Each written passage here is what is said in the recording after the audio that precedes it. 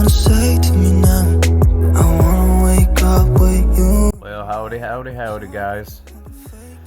Welcome back to once again another hyper informative, monotone, yet very enthusiastic watch review. So this is my retake on a retake. So I actually filmed this review yesterday, and then when I was editing clips, somehow I deleted the whole review. So that was like 15 minutes and voila. So I will definitely, as soon as I'm done recording this, save it to my memory card. That's it. Because yeah, always fun when you're almost done editing all your clips and your main review is somehow deleted. So anywho guys, so let's get right into it. Basic information. Brand is Bliger. Model is not a model number, so we're just gonna call it the Platinum Daytona Homage, inspired by, well, obviously the Rolex Platinum Daytona. Movement is a NN3836. Style, it's a fashion / casual. Water resistance, my pour du français, is 30 meters. Weight, not available, and I need to get a scale. Next is case dimensions. So the case width is 39 millimeters. The case width, including the crown, is 43.4 millimeters. The thickness is 13 millimeters. The lug to lug is 46.7 millimeters. All right, bracelet information. So the bandwidth is 20 millimeters. The length of the band is 22 centimeters. The clasp, it is a fold over safety clasp, and I measured it just for some of y'all that want that information. It's 16 millimeters where the clasp is. The finish, it's a brush / polish, 316L stainless steel. It does have 3 links and screw and pins, and it's an oyster style bracelet. All right, dial information. So the display is analog. This particular one, as far as like branding and logo, on the dial it has Bliger and automatic, though there is a sterile dial available, just an FYI. Case shape is round. The dial color, it's a ice blue. The bezel color is a chestnut brown. Crystal is sapphire. So the one that you're looking at right now that I'm reviewing is a sapphire crystal, but like the sterile dial, you do have an option to get a mineral crystal, which to me, I don't know, my opinion, just makes sense to spend, I think it was like $3 to $5 extra to get sapphire. Just get the sapphire, but hey. So there's a sterile dial and a mineral crystal as far as options. Case back is a solid case back. The material is 316L stainless steel. Marker type is single baton. The crown, it's a screw down crown, and it does have 3 buttons, or 2 other buttons, and a crown in the center. I guess the unique features does have a unique chestnut brown bezel, 3 subdials, and a nice ice blue dial, so especially with that color combination. Now for movement, the manufacturer is Nanan, the country or origin is China, type is automatic, model number or name is NN3836. As far as hacking goes, there is no hacking. There are 22 joules. The beats per hour is 21,600 or 3 hertz. Thickness is 5.88 millimeters. Diameter is 26 millimeters, and I could not find anything on the accuracy or the power reserve. So this is not really a very known movement, or at least the manufacturer, but apparently this movement is comparable to some other entry-level cheap automatic movements like some DG or entry-level Myotas. So just a FYI, but yeah, Nanon is a company I've really never heard of until now, but I've got a few watches from Bliger that apparently have that movement, but I just want to let y'all know there's really not much on this.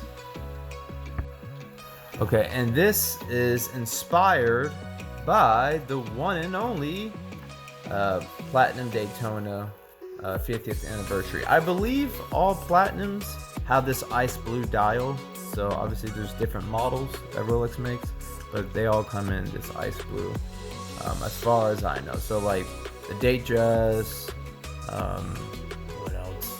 Not the Submariner. I think there's a few other models that have this ice blue, but not necessarily the brown bezel. But yeah, so anyway, this is inspired by the 50th anniversary Chronograph Daytona Platinum that was released in 2013, reference number 116506. It does have a 4130 in-house movement from Rolex. The MSRP at the time was $75,000. The price now in 2022, with all this craziness going on with luxury goods, it is between $200,000 to $350,000, just depending on the variant and the condition, all that good stuff.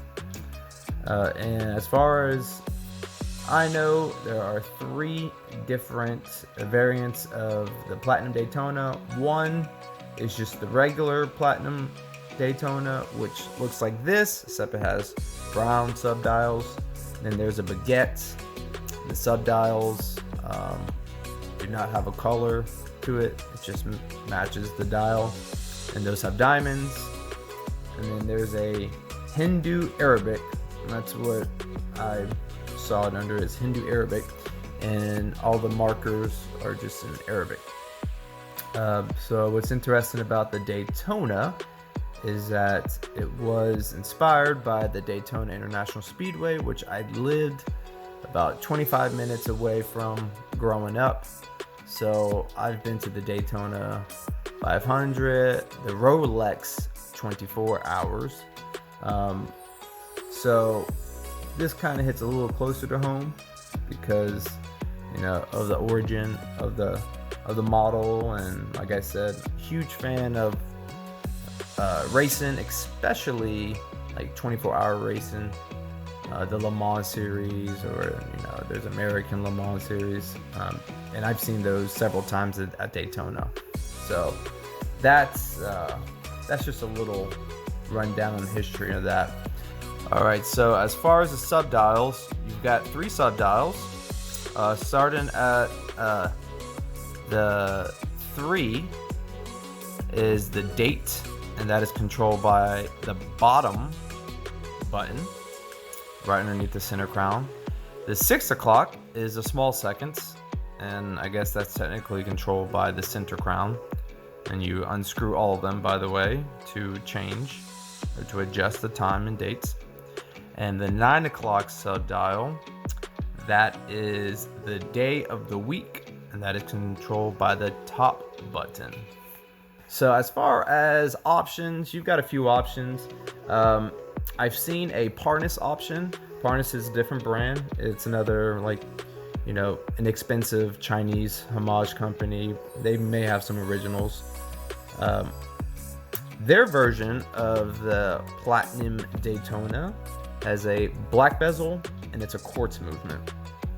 The reason why I picked this, obviously, is because the Chestnut Brown is more accurate to the original, and to me, it's really the brown and the ice blue combination that sold me.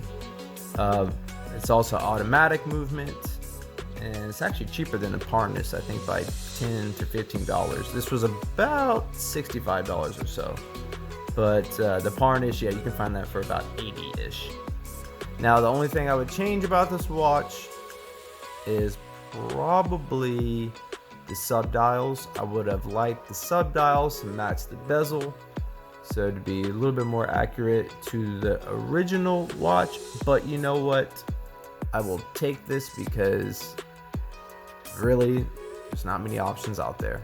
So, you know, as long as it has that chestnut brown bezel with the ice blue, that's pretty much like 90% of what I wanted. Just because it's, to me, such a unique color combination. I don't have a watch in my collection that looks like this. Granted, I have noticed I do have more Daytona homages than any other model, which is really funny because a year ago, if you would have told me that you would have, you know, I would have more Daytona homages than any other model, I would laugh at you because I actually was not a fan of the Rolex Daytona. But I don't know, like with anything, time goes on and suddenly I guess it's an acquired taste or something, because now I really do enjoy the dial of the Daytona. And it's funny because I think it was the sub dials that kind of crowded it, which made me not really like the design of the watch, and now that's exactly what I like about the watch. So it's funny how things work out. That applies to everything, right? But anyway, guys, this is my second time doing this review for the second time, so hopefully y'all enjoyed this. If y'all have any questions or anything, I'll leave my IG. Just, you can DM me. I've had a few of y'all DM me, and I'll try my best to answer any questions, send you links or whatever. Or just, you know, leave a comment down below.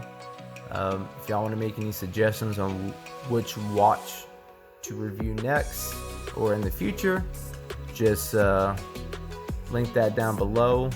Let's get me to 300 subscribers, hopefully by, we'll say the end of March. I'll be optimistic, okay? So anyway, guys, I will see you on the next one. See ya.